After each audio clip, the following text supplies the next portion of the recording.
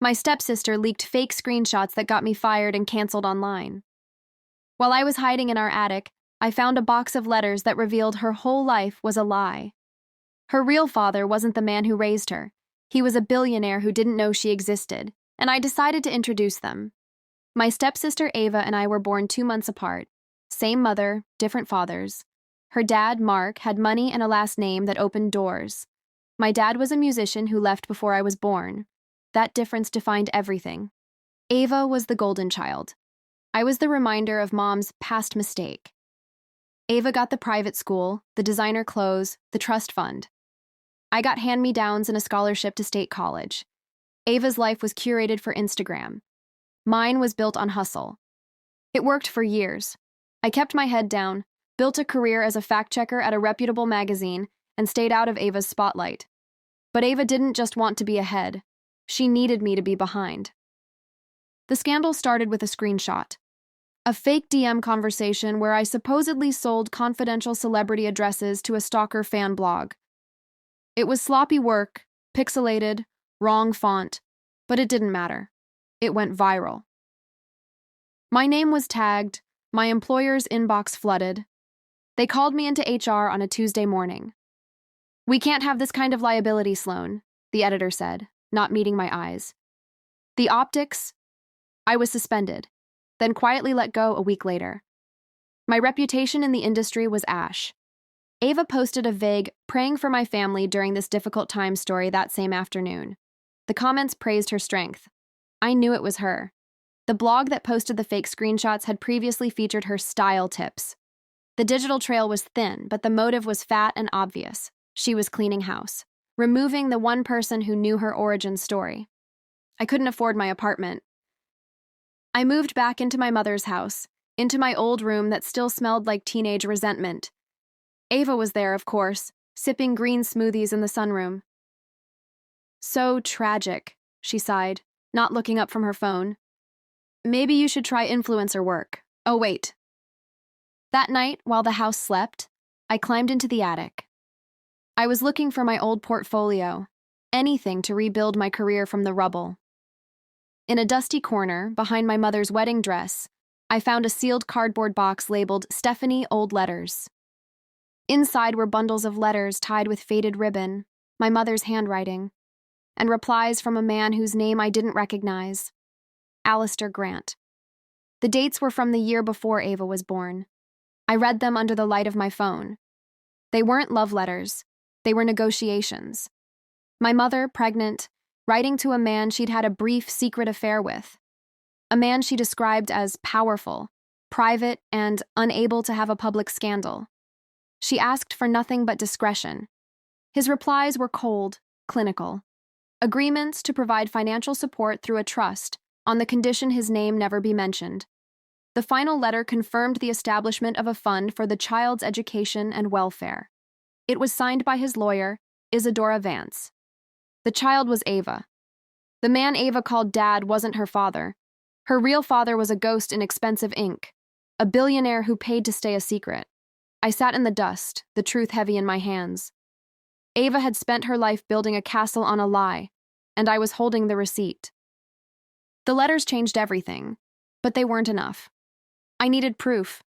Solid, undeniable proof that could stand up to Ava's charm and my mother's denial. The trust fund mentioned in the letters was the key. It would have records, paper trails, DNA. I spent the next week in libraries and online archives, piecing together the shadow of Alistair Grant. He wasn't just rich, he was a reclusive tech billionaire who had basically invented the infrastructure behind half the internet. He owned islands, funded space research, and hadn't given a public interview in 15 years. His privacy wasn't a preference, it was a fortress. His lawyer, Isadora Vance, was his public face. She handled all his dealings, all his philanthropy. She was also, according to a Society column from 10 years ago, a fierce protector of his legacy. I drafted an email to her a dozen times, deleted it a dozen times. What was I supposed to say? "Hi, I think your billionaire boss is my stepsister's dad, and she just ruined my life. Can we chat?" In the end, I didn't send an email. I showed up. The Vance Foundation offices were in a restored historic building downtown, all quiet marble and hushed voices. I walked in with the box of letters under my arm, wearing the only blazer I still owned. The receptionist, an elegant woman with sharp eyes, listened as I gave my name and said, "I need to speak with Ms. Vance regarding a confidential matter about Alistair Grant's legacy. I have documentation." I expected to be turned away. Instead, she picked up a phone, spoke softly, and then said, "Follow me." Isadora Vance's office had no desk. It had a large table by a window, covered in architectural plans and what looked like satellite images. She stood as I entered, her gaze immediately going to the box in my hands. "Sloane," she said. She already knew my name. "Sit. Tell me why you're here." I opened the box and placed the letters on the table between us. I didn't explain. I let her read. Her expression didn't change as she scanned the pages. When she finished, she looked up, her eyes unreadable. "Where did you get these?" "My mother's attic. Ava is my stepsister." "And your motive?" she asked, her tone cool. "Financial gain? Revenge?" "My motive is the truth," I said, my voice steady. "Ava framed me for a scandal that destroyed my career. She built her life on a lie and used it as a weapon. I want to clear my name, and I think Alistair Grant has a right to know he has a daughter." Isadora studied me for a long moment. "Alistair is a very private man. He knew of the child. He established the trust to ensure her well-being, with the explicit understanding that there would be no further contact. This was the mother's wish as well."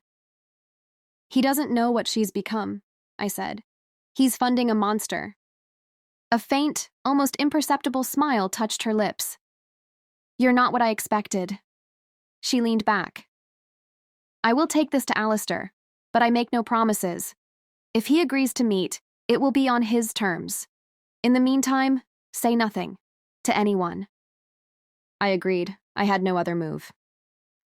3 days later, my phone rang with a blocked number. "Isadora Vance, be at the Grant Observatory tonight at 8. Come alone." The Grant Observatory was a private astronomical research center Alistair had built on a secluded mountain peak. A driver picked me up at the base of the winding road. The car climbed in silence, the city lights falling away below. At the top, the dome of the observatory gleamed under the stars. Isadora met me at the entrance and led me inside, not to an office, but to the observation deck itself. A man stood at the railing, his back to me, looking up at the Milky Way through the open roof. He was tall, with silver hair. "Sloane," he said without turning. His voice was calm, quiet, and carried in the vast space. "Isadora tells me you have a story for me, and a problem." I took a breath. "Your daughter is my stepsister, Ava, and she's trying to erase me." He finally turned. Alistair Grant's face was sharp, intelligent, and weary. He looked at me not with suspicion, but with a deep, patient curiosity. "Tell me everything," he said. "Start from the beginning." And under a sky full of ancient light, I did. Alistair listened without interruption in the quiet of the observatory. When I finished, he simply nodded. "Ava is a product of my anonymity," he stated, "a problem I funded but never saw." He proposed a discrete DNA test. I would get a sample from Ava. He would handle the verification. The opportunity came at my stepfather's birthday dinner. Ava held her crystal wine glass all night, her lips leaving traces of herself on the rim. As everyone moved to the living room, I accidentally knocked it from the table. It shattered. While she pretended to be gracious, I gathered the largest shard with her lipstick and fingerprints into a napkin. The next morning, a courier picked up the sealed sample from a train station locker. 2 days later, Isadora called. "It's confirmed. Alistair is her father." I met Alistair in his city apartment. "The truth is yours now," he said, sliding a tablet toward me. On it was a draft retraction from the media outlet that had ruined me and a legal notice to the blog that started it all. "I can issue these today. Your name will be cleared." It was the vindication I'd fought for. "Thank you," I said, my voice thick. "But that's only half the story," he continued. "Ava built her life on a lie. I am prepared to acknowledge her, publicly. At my foundation's gala in 2 weeks, your entire family will be there." He was offering me my life back and a front row seat to the end of hers. "I'll be there," I said. Alistair's smile was subtle but sure. "Then we have work to do. The curtain is about to rise." The Grant Foundation Gala was the social event of the season. Black ties, diamond necklaces, and a guest list that controlled entire sectors of the economy. My mother, stepfather, and Ava had tickets every year, a status symbol they bragged about for months. This year I had a ticket too, delivered by hand in a thick envelope. The attached note in Isadora's elegant script read, "Wear black. Be ready." I bought a simple, sharp black gown. No jewelry. I wanted to look like what I was, a fact. Unadorned truth. The night arrived. The gala was held in the soaring glass atrium of the Grant Building. I arrived alone, early, and was escorted not to the main floor, but to a private mezzanine overlooking the crowd. Isadora was there, dressed in midnight blue. "He'll speak at 9, she said. "They're at table 12, near the front." I looked down. There they were. My mother, beaming. Mark looking importantly around. And Ava in a silver gown that caught the light, holding court. She was in her element, the center of a beautiful, expensive fiction. At 5 minutes to 9, Alistair entered the mezzanine. He wore a classic tuxedo, his presence calm and commanding. He didn't look at the crowd below. He looked at me. "Nervous?" "No," I said, and meant it. He gave a small, approving nod. "Good. Truth deserves a steady hand." At 9, the orchestra quieted.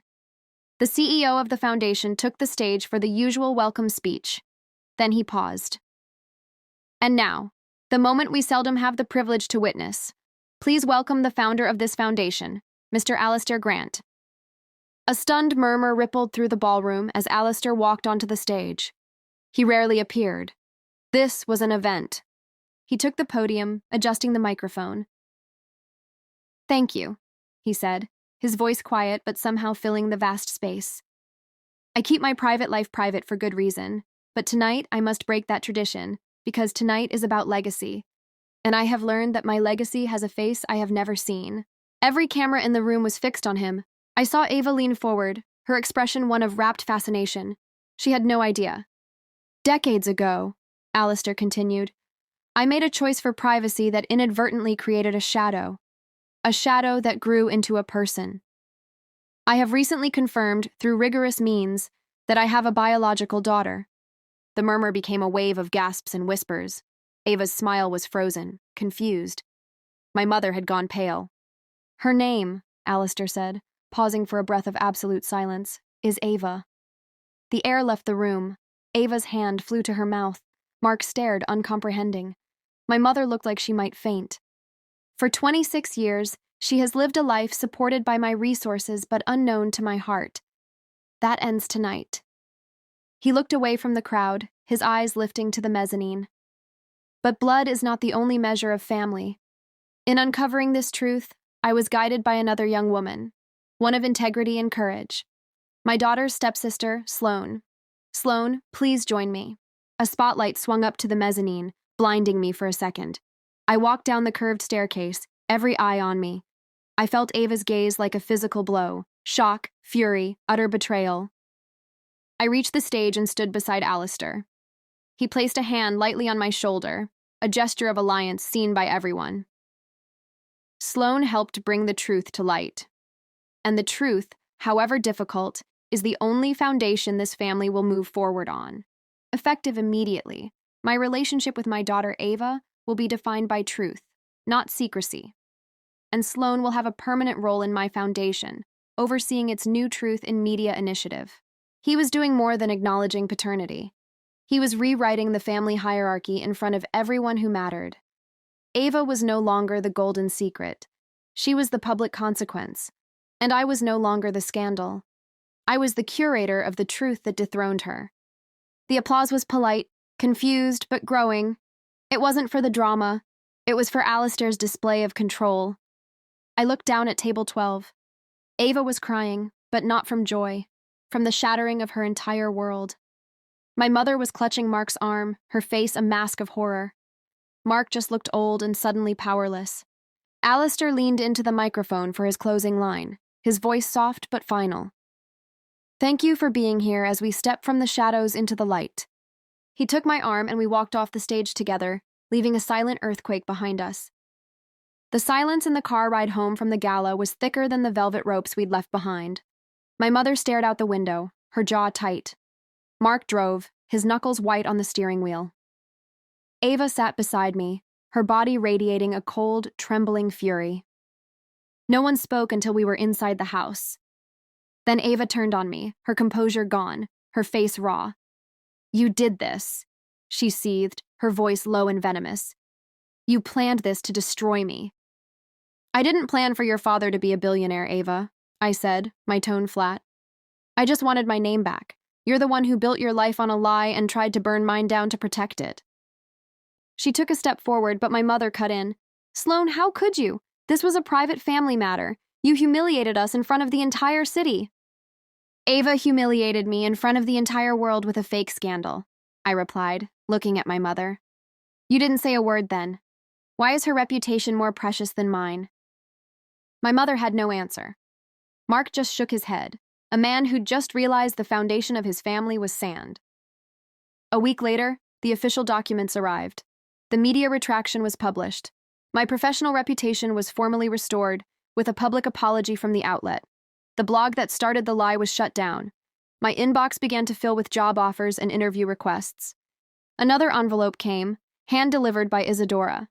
It contained the deed to a sleek, modern downtown apartment, a gift from Alistair. The note inside read, "Every truth deserves a solid foundation. AG." But the most significant envelope was addressed to Ava. It contained the new terms of her trust fund. The money wasn't cut off, but it was now managed by a third-party executor, Isadora. Major withdrawals required justification. It was no longer an unlimited fund for a lavish life. It was a supervised allowance. The final meeting took place in Alistair's office. Ava was summoned. I was asked to attend. She walked in looking hollowed out, the silver sparkle gone from her eyes.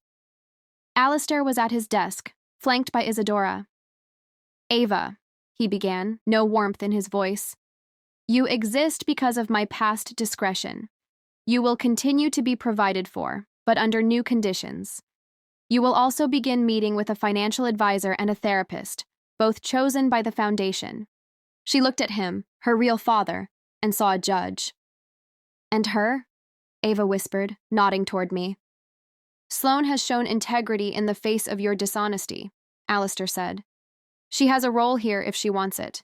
You both have a choice. You can live in the aftermath of this truth as rivals, or you can attempt to build something new. But the lies end now." Ava left the office without another word, the ghost of the girl she pretended to be. Isadora looked at me. "The Truth in Media initiative is yours. Office is on the 20th floor. You start Monday." I didn't move to the apartment right away. I stayed in my old room one last night, packing the few things that were truly mine. My mother stood in the doorway watching. "I never meant for you to feel less than," she said softly, the first real apology I'd ever heard from her. "But I always was," I said, not with anger, but with finality. "To all of you. Now I'm not." I moved into the new apartment the next day. The walls were bare, the space echoing with possibility. I stood at the floor-to-ceiling window, looking out at the city that had watched me fall and now watched me rise. My phone buzzed, a text from an unknown number. "The view is better from the top, isn't it?" Isadora. I smiled. It wasn't the top, it was solid ground. For the first time in my life, I was standing on something real. Not a lie, not a secret, not someone else's shadow. My name was clear, my future was mine, and the stepsister who tried to erase me was now a footnote in the story I was just beginning to write.